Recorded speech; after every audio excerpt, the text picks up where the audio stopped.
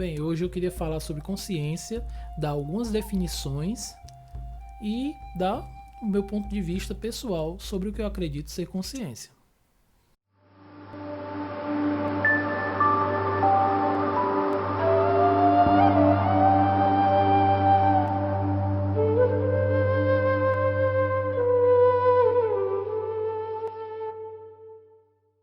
Um alô a todos da comunidade Akasha. Hoje o assunto é consciência. Eu queria falar um pouco da definição de várias formas de ver consciência no senso comum, na forma psicológica, materialista e idealista. Queria abordar primeiramente esses 4 pontos. A palavra consciência ela vem do latim e o con está ligado à intensidade e o acire de ciência é de saber. Então seria um saber forte, quer dizer, aquele saber maior que a gente tem. De acordo com o senso comum, sempre é colocado consciência como consciência de algo, de um objeto, de uma coisa, como eu estou consciente desta mesa, eu estou consciente deste mouse. Sempre é nessa ideia de consciente de algo e nunca apenas consciente. Então, nessa ideia de senso comum, ela sempre está ligada, às vezes, também ao conceito tanto de objeto, consciente de algo, como também está ligado ao conceito moral e ético, no sentido de consciência ambiental, consciência ecológica, consciência, o que seja, sempre é alguma coisa ligada, às vezes, ao ético e às vezes a um objeto. A psicologia ela trata a consciência dentro de um enfoque maior que ele chama de psique. Então a consciência para a psicologia seria uma coisa, essa parte mais superficial, mais latente, o autoconsciente. E existiria o inconsciente, que é o que seria algo que tem em nós que a gente não consegue acessar, que até o Jung elaborou a ideia de inconsciente coletivo, como se o que a gente não soubesse fosse guardado em um grande arquivo.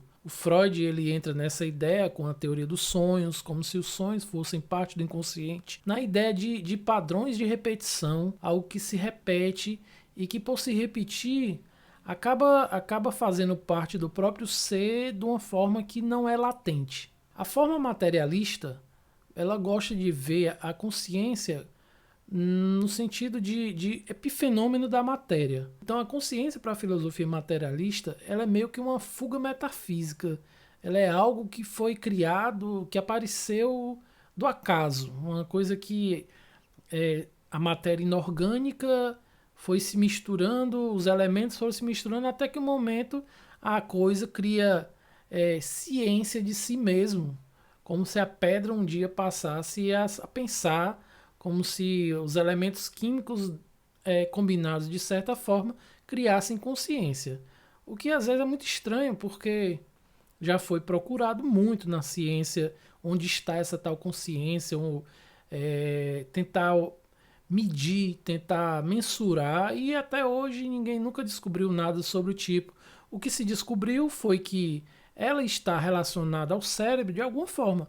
Então, quando você pensa, de alguma forma isso é ligado à estrutura do cérebro e acende certas partes, o que a neurociência faz hoje em dia, tenta descobrir, tenta desvendar essa relação do que seria a consciência, que não é uma coisa física, que a gente sabe que não é, porque é a coisa que a gente mais sabe, e a gente sabe que o que a gente sente é totalmente subjetivo. E muitas vezes essa visão também é adotada por algumas pessoas que pegam a ciência, vê a ciência como uma forma meio que de religião. Essa visão epifenômica da consciência, muitas vezes ela é colocada por algumas pessoas com menos honestidade, vamos dizer assim, como algo científico, como algo... Quando na verdade a própria ciência, quando você vai pesquisar e ver, ela não afirma nada disso. Mas algumas pessoas se valem disso na falácia da autoridade para dizer que a consciência é algo que surge a partir da matéria. E a última perspectiva que eu queria adotar, que é a perspectiva que eu acredito, que ela está muito ligada ao idealismo. O idealismo, essa visão idealista, ela não é o solipsismo, não é solipsista. Solipsista seria o quê? Eu achar que só eu sou consciente no universo e ninguém mais. Exatamente pelo fato de eu não ter como provar outras consciências. Porque eu, sendo eu subjetivamente, eu não posso ser o outro. Porque quando eu sou o outro, eu deixo de ser eu. E quando eu sou o outro deixa de ser o outro. É uma coisa, é um paradoxo que se cria, mas que é preciso a gente entender mentalmente essa coisa para poder entender o que seria de fato essa consciência. Porque ela não é uma coisa qualquer. Ela é o que você é. Ela é o que está por trás de tudo que você pode ser. Então, o idealismo, ele meio que ele desinverte. Algumas pessoas vão achar que é inversão, mas na verdade ele está desinvertendo algo que a gente com o tempo inverteu e nem percebe mais, que é a ideia de que antes de ser matéria, antes de ser objeto, eu tenho que ser consciente para perceber essa coisa chamada matéria, essa coisa chamada objeto. Ou seja, não é procurando em cérebros que a gente vai encontrar consciência, não é dissecando cérebros que a gente vai encontrar consciência.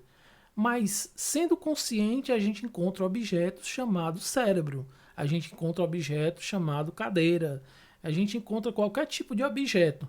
Então, essa inversão, que é algo tão claro e tão na cara da gente, que muitas vezes a gente não percebe, passa despercebido por estar tão nítido, tão claro. A gente diz: não, não pode ser só isso, não pode ser isso. É muito óbvio, e é isso mesmo. É tão óbvio que a gente não enxerga. É como aquela historinha do peixinho que está nadando com outro no mar e pergunta: o que é o mar que tanto falo que eu nunca vi? Sem saber ele mesmo que ele é o próprio mar também. O peixe é parte do próprio mar. O mar é ele, a água é tudo. É o todo. Então a consciência seria esse todo. Essa forma que a gente vê as coisas, o que a gente chama de realidade. A ciência seria essa realidade. E essa é exatamente essa visão do idealismo, que é uma filosofia ocidental, ela acaba sendo muito similar à filosofia oriental, que tem como a ideia de consciência o despertar, o desperto, aquele que está desperto, que na forma ocidental de ver seria chamado de espírito ou a própria psique na psicologia. Então a consciência é esse fato abstrato que antecede tudo que há de mais concreto. Então quando a gente fala de algo concreto, a gente às vezes não percebe que esse concreto ele é concreto em areia movediça. Porque a base de tudo que é mais concreto que você já viu na vida, você viu através da sua consciência. Você percebeu, e essa percepção é que traz a ideia do que é, a própria realidade. Então, nesse sentido, quando você começa a avançar nessa ideia de consciência, você começa a ver que ela é a ideia da unidade, a intuição da unidade que tudo contém, o próprio absoluto. Esse filme, onde toda a realidade se desenvolve, ele acaba sendo parte de uma coisa só, que é a sua própria consciência. Isso não quer dizer, como eu já disse, que você é o único ser consciente do mundo. Na verdade, você não tem como afirmar outras consciências. Isso é uma limitação do ser, o que não quer dizer que outros não sejam conscientes. E a gente vê que não é só a gente que é consciente. E a filosofia oriental ela entra exatamente nesse ponto. Ela mostra que a gente, como divisão, é que é a ilusão. A filosofia oriental ela está voltada para essa ideia de que a gente, como ser dividido, é que é a ilusão da unidade. É como se fosse um grande sonho e a gente faz parte desse sonho e nesse sonho a gente se identifica com indivíduos, que seria o ego. A ideia do ego na psicologia seria esses indivíduos que a gente se identifica. Por isso, na filosofia oriental, se fala muito do viver o agora. Porque o agora seria esse momento que a consciência atua. O único momento que a consciência atua de fato é o agora. É nesse instante. Porque quando a consciência ela está quando você pensa em passado e futuro. Mas ele está apenas pensando em memórias. Ela está apenas memorizando algo que já aconteceu ou algo que irá acontecer. E quando você fica preso no que aconteceu ou no que vai acontecer, você acaba perdendo esse presente que é o agora, que é o que é de fato há e é onde de fato você pode mudar alguma coisa, fazer alguma coisa. E essa ilusão de passado, futuro, é quem cria todo o sofrimento que a gente vive. Todo o sofrimento está ligado diretamente a essa ideia de passado e futuro. Porque quando a gente fica pensando no passado, a gente começa a ficar nostálgico e sentir, poxa, deveria ter sido assim, ou como aquela pessoa morreu e passou. E fica nessa. E que cria um vício, uma circularidade que acaba gerando o sofrimento. Da mesma forma, a pessoa que não consegue viver o presente porque está sempre apontada a seta para o futuro, quando eu tiver, quando eu chegar lá, isso também é outra coisa que faz com que a pessoa sofra. E que foi uma descoberta, que foi a grande revelação do Buda. O Buda disse: o homem sofre. Isso não quer dizer que o homem só sofre, não. Muita gente acha que quando o Buda disse o homem sofre, quis dizer que o homem só sofre. Pelo contrário, ele disse que o homem sofre e foi procurar formas do homem não sofrer. Claro que no fim o homem sempre vai sofrer e ele não está querendo eliminar isso, não. Ele está querendo eliminar o sofrimento maior, o sofrimento desnecessário, que é o sofrimento mental desse ciclo, desse vício que as pessoas criam e ficam rodando dentro de si mesmas, criando paranoias e todo tipo de loucura que possa existir. Ele está, de certa forma, vinculado a esses loops internos que a gente cria do que a gente deseja. E a fonte do sofrimento descoberto por Buda é exatamente o desejo. Quando a gente está pensando no passado ou futuro, na verdade a gente está com um desejo de algo no passado ou o desejo do que virá, de algo no futuro, e perde o presente. Essa ideia do futuro também traz muita a questão do medo, porque o futuro é algo incerto e a gente parece que tem necessidade de pisar em chão firme. A gente fica com medo do que vai acontecer, com medo do que virá. E nesse medo, o medo é uma coisa normal. O medo é uma coisa que salva e que faz parte do ser e que evolutivamente foi algo muito importante para o desenvolvimento do ser. Mas ao mesmo tempo, quando ele fica muito grande, quando ele perde o sentido daquele medo que protege, ele começa a lhe atrapalhar. E esse é o problema do medo. O medo ele não pode ser esse círculo vicioso que você entra e que fica preso e não sai. Outra ideia interessante na filosofia oriental é que ele pega a consciência como uma ideia de espelho, como se a consciência fosse uma ideia de espelho que espelha algo. Às vezes, quando você está dormindo, você acha que a consciência foi embora, mas na verdade ela está ali, fazendo seu coração bater, fazendo seu cabelo crescer, fazendo tudo. Ela é chamada na psicologia de inconsciente, mas o inconsciente seria algo que a gente nunca teria acesso, de fato, porque a partir do momento que ele passa a ter acesso àquela informação, o inconsciente deixa de ser inconsciente e vira consciente. Então, se você prestar bem atenção, tudo que é inconsciente é formado da mesma matéria do que é consciente. E como a minha ideia de eu é que é ilusão, é porque essa coisa está nessa consciência maior que eu, como ser dividido, como ser separado por essa ilusão chamada Maya, não tenho acesso. Tendo em vista que o eu, o ego, é essa divisão primária, que é quando você vem ao mundo e começa a perceber as coisas, perceber o que a gente chama de realidade, e aí começa a bebê começa a pegar na mãozinha, no pezinho, e começa a ter essa noção de uma ideia ilusória de que ele é o pé, de que ele é a mão, de que ele é o braço, e ele começa um processo divisório. Começa aí esse processo divisório, e aí ele vai avançando, a criança vai crescendo, e aí começa a ver os pais, e aí ele começa a ver sou eu, e o outro, aí já cria o outro, a ideia do outro. Aí vai na escola, aí é eu e os amiguinhos, depois eu e a sociedade, sempre na ideia do eu separado. E como a nossa sociedade junto com o capitalismo, prega um egoísmo, a ideia de acúmulo de material, sempre se dar bem, o sucesso, chegar em algum canto e correr atrás e lutar e destruir o outro se for preciso para conseguir o que quer. Então a nossa sociedade ela acaba tendo uma ideia muito selvagem do próprio eu, e esse personagem social que se cria do eu é mais grave ainda do que a primeira divisão do eu e o outro, porque ele vai avançando no modelo que ele começa a se identificar com a profissão. Então eu sou o médico, eu sou o doutor fulano de tal, eu sou o engenheiro fulano de tal.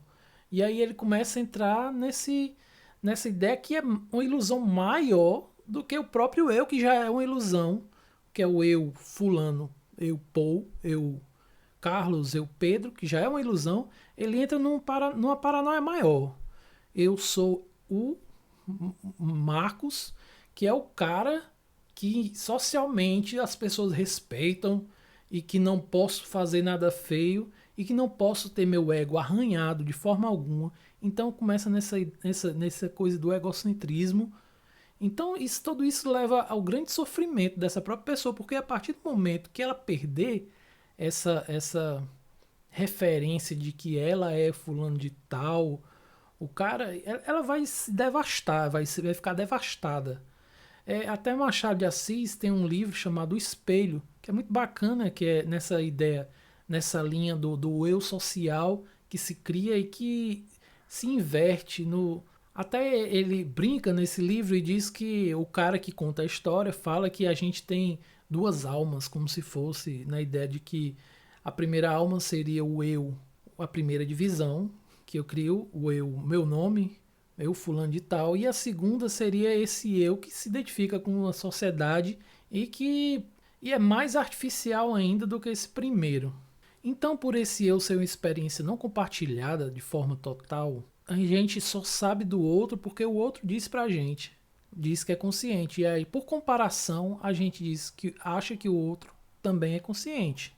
Então eu não tenho como dizer de fato, isso é sendo honesto, de que fulano de tal é consciente, de que outro é consciente. Eu acredito que seja, eu estou falando como experiência primária. Na crença oriental, na filosofia oriental, a gente sabe que é o outro, porque tem essa ideia da globalidade da consciência. Então, se a consciência é um só, é o absoluto, que a própria religião cristã também traz isso na ideia de Deus como o absoluto. Só que às vezes ele cria o personagem Deus e aí cria uma confusão danada com esse personagem que ele tem desejo, que tem ego. O próprio personagem criado, ele tem os mesmos problemas que a gente. Então a gente é espelho, imagem e semelhança de uma coisa problemática, que eu acredito que seja um avanço na forma espiritual do budismo de perceber. Não é questão de ser melhor ou pior, não. Mas talvez seja uma forma menos danosa para o ser humano. E seguindo nessa ideia, é o ser humano. Será o ser humano a única coisa consciente o animal também é consciente. O animal ele tem instinto, ele tem vontade. Vontade não é desejo. Segundo Schopenhauer, vontade é a própria é o próprio fluxo da vida. A forma que a vida se desenrola, que seria essa consciência maior, a forma que essa consciência maior se desenrola é que é a vontade. Vontade não é o desejo. Desejo pessoal. Eu quero, Paul quer algo, fulano quer algo. Não é isso.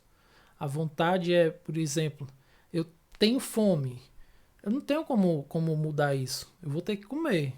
E isso é a própria biologia da coisa, falando da forma materialista. Eu não tenho como fugir daquilo, porque aquilo é a forma que a vontade se desenvolve. Porque foi o padrão criado, o padrão que a consciência foi criando de se perceber, de se desenvolver. Então, o idealismo, na verdade, ele não nega nada que o materialismo criou. Ele cria ordem na casa só. Então, em vez de você tentar peripécias para querer uma forma de como é que a subjetividade se liga ao concreto, vamos dizer, ao material, ao objetivo, e nunca teve nem indícios de como isso acontece, porque fica absurdo toda vida que se tenta chegar nisso. Por outro lado, no idealismo é muito simples. Se eu sou consciência, se eu sou mente, tudo que vem depois é criado pela essa consciência, pela essa mente, não de forma de desejo, mas de forma de perceber. Então, o existir, ele passa a ser o próprio perceber. Quando eu percebo algo, e isso é uma coisa que a própria física quântica hoje em dia estuda e mostra que o observador tem uma importância fundamental na equação do observado, porque ele vai influenciar. E é óbvio isso, que ele vai influenciar de alguma forma, por mínimo que seja,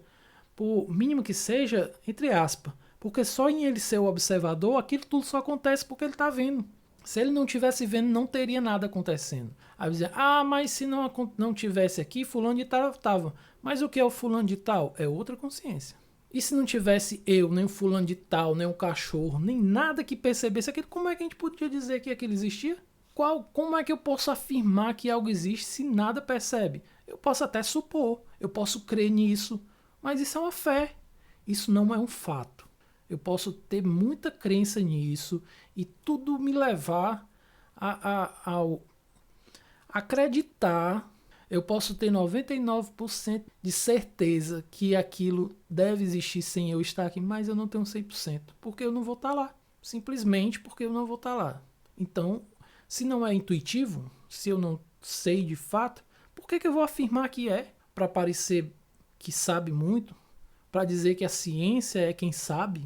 Vou trocar um tipo de religião que sempre dizia que sabe tudo, que resolve tudo, que tentava tudo para poder dominar, no fim, por outra que vai dizer também que tem verdades absolutas? Não. A própria ciência não faz isso. Quem faz isso são algumas pessoas que se dizem cientistas e que e que utilizam a ciência de forma errada, na minha visão. Então, o animal ele tem instinto, tem vontade, ele divide o meio. Você pergunta assim, se o animal não fosse consciente, se ele não percebesse o meio que ele vive, ele vinha correndo e batia numa parede sem problema nenhum. Ele não ia perceber a parede, e ele percebe a parede, ele sente, ele tem emoções, ele tem tudo isso.